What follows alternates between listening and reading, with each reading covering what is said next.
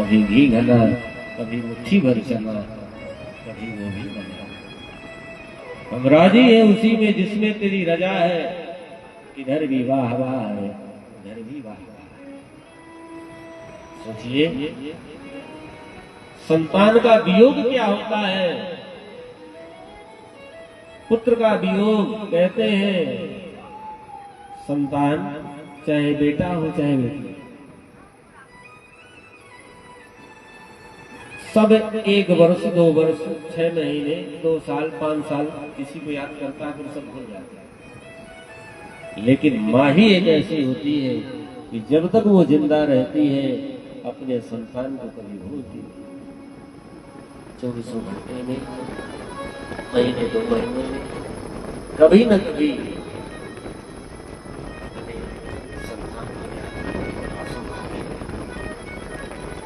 चाहे वो साल भर में मरा हो, चाहे 2 महीने में, चाहे 10 दिन में, चाहे 50 वर्ष बाद।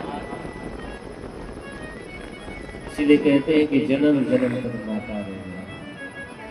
माँ जब तक जिंदा होती है तब तक वो भूलती नहीं अपने संतान को, आंसू बहाती है।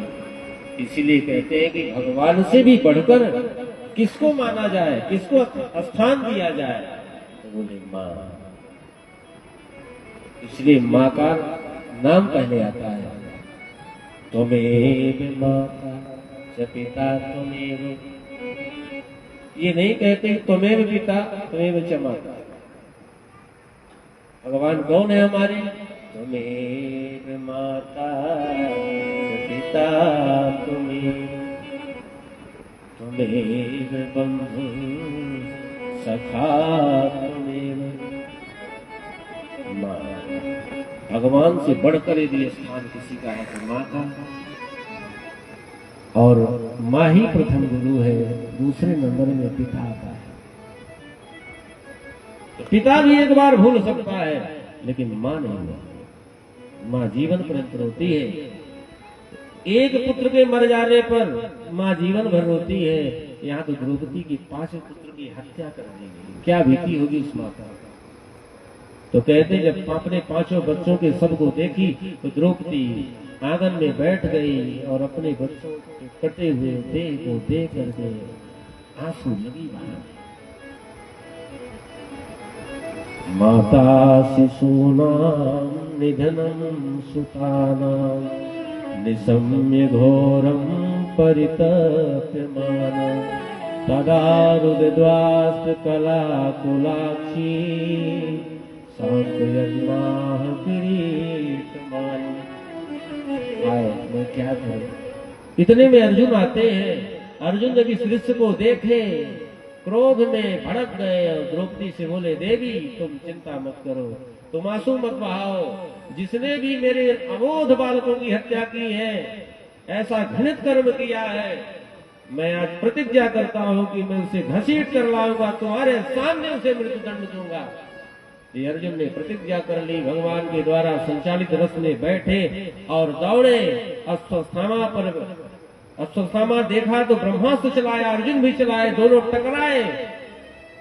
भगवान बोले अर्जुन ब्रह्मास्त्र को शांत करो। शांत किए और मारने के बजाय सीधे घसीट कर रथ में पटके रस्सियों से बांधे और जकड़ करके ला करके कहां खड़ा कर दिए? द्रौपदी के सामने। और जैसे द्रौपदी ने देखा अश्वत्थामा को बंधे हुए तो कहते अपना दुख भूल गई और अश्वत्थामा के रस्सियों को लगी खोलने। वाह, कौन ऐसी माँ होगी। और अपने आंसू को पोंछ ली, दौड़ पड़ी और अर्जुन से बोलने लगी कि मुच्यता मेषु ब्राह्मणो नितरां गुरु। अरे ये गुरुपुत्र है, गुरुपुत्र गुरु के समान होता है। और ब्राह्मण कभी वध के योग्य नहीं होते। ये ब्राह्मण है, ये वंदनीय है, पूजनीय है, ये गुरुपुत्र है। अरे इनके इतने उपकार हैं तुम पर, इन्हें आप मारने चले हो।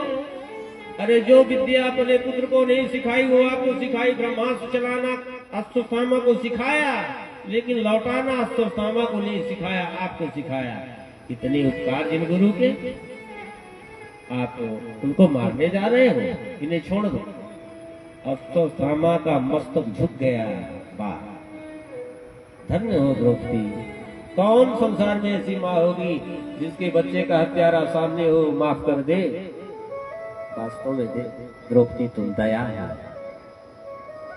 तुम दया की ही बनी हो, तुम पूज्य नहीं हो, तुम बंदनी हो। और वास्तव में अर्जुन जीव है तो कहते हैं कि जब हमारा दाम्पत्य जीवन अर्जुन और द्रौपदी जैसे बन जाता है, जब हमारे हृदय में दया का भाव आ जाता है, करुणा का भाव आ जाता है, तो ऐसे व्यक्ति के जीवन की बागडोर भगवान अपने हाथ में ले लेते हैं, सारथी बन जाते हैं।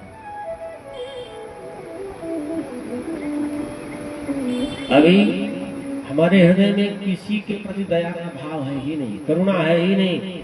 किसी दीन दुखी को देखकर दिन दुखी ना हो जाए, किसी के दुख में हम सम्मिलित हो गए, अगर हमारी आंखें गीली ना हो, तो फिर ये